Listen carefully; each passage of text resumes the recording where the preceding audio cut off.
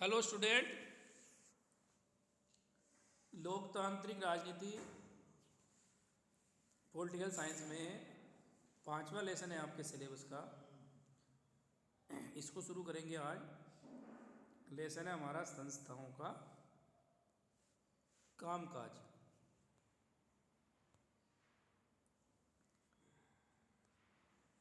संस्थाओं का कामकाज। अब वे कौन सी संस्थाएं हैं, वे कौन से इंस्टीट्यूट हैं जिनका कामकाज हमें देखना है। तो आगे चलते हैं। देखिए, यहाँ हमें देखना है हमारी 3 जो मुख्य संस्थाएं हैं। देखो, फैसलों में महत्वपूर्ण भूमिका निभाने वाली 3 संस्थाएं जो फैसले लेती है हमारे लिए। फैसला लेना और उसको लागू करना, सारी बातें फैसले लेने में आ गई। तो फैसलों में महत्वपूर्ण भूमिका निभाने वाली 3 संस्थाएं कौन सी है? विधायिका, असेंबली, कार्यपालिका, एग्जीक्यूटिव यानी जो हमारी कैबिनेट होती है, जिसको आमतौर पर हम गवर्नमेंट या सरकार भी कह देते हैं कभी कभी। और तीसरी होती है न्यायपालिका यानी जुडिशरी।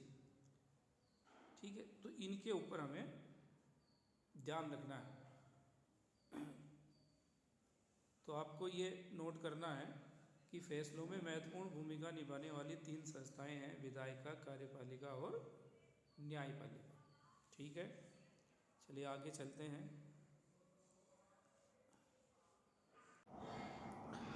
देखिए,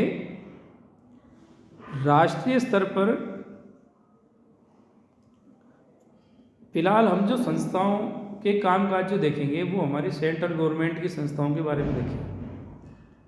ठीक है, तो राष्ट्रीय स्तर पर भारत सरकार को केंद्र या संघ सरकार भी कहा जाता है। तो राष्ट्रीय स्तर की सरकार को भारत में क्या कहते हैं? या भारत सरकार को। ठीक है, तो इंग्लिश में हम कहते हैं सेंट्रल गवर्नमेंट। तो भारत सरकार को केंद्र या संघ सरकार भी कहा जाता है। केंद्र यानी सेंट्रल। ठीक है, एक इसको आपको नोट करना है।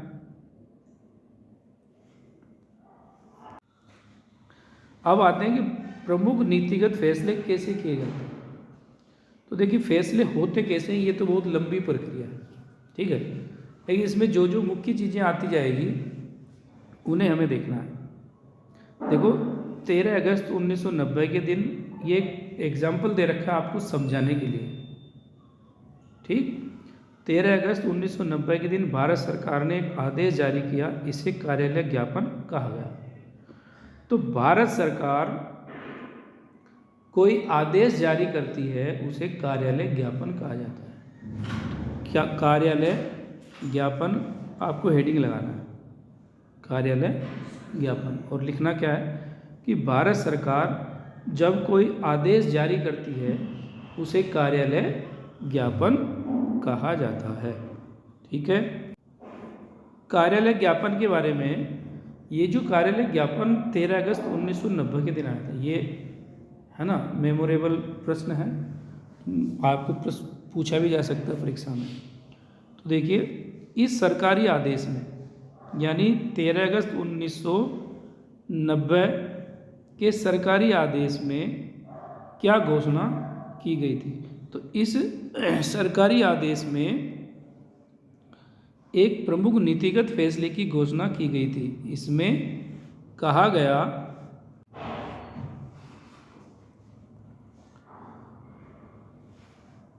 कहा गया था कि भारत सरकार के सरकारी पदों और सेवाओं में 27% रिक्तियां सामाजिक एवं शैक्षणिक दृष्टि से पिछड़े वर्ग के लिए आरक्षित होगी। इस तरह का एक सरकारी आदेश जारी हुआ था। ये आपको इसमें नोट कर लेना है।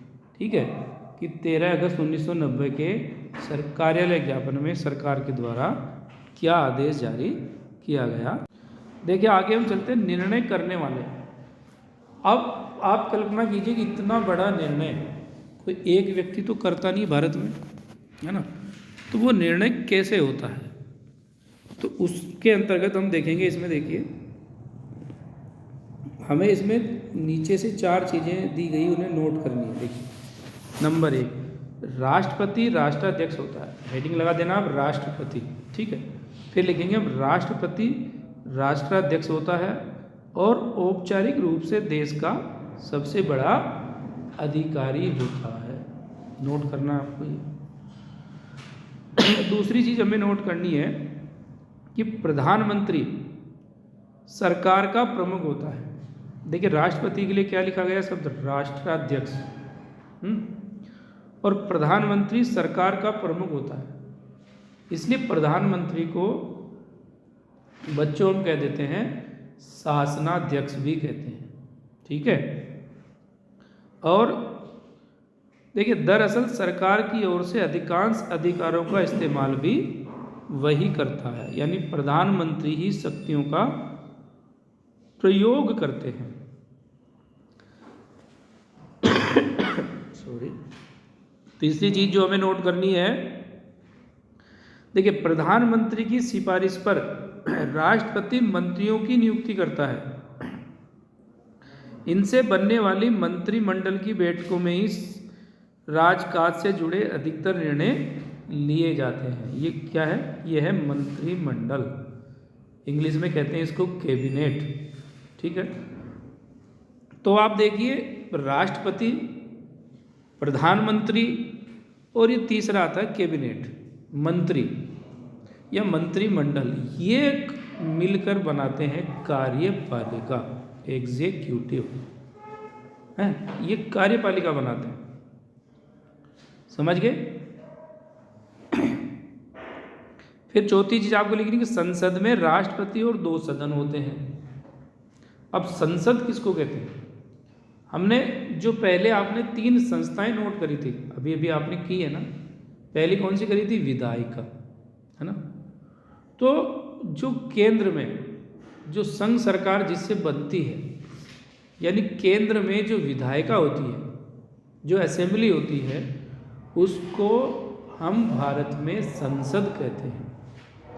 यानी भारत की केंद्रीय विधायिका का नाम संसद है। समझ गए आप। तो ये शब्द बार बार आएंगे, संसद। तो जब संसद शब्द आएगा तो आपको वहाँ विधायिका ही उसको समझना है।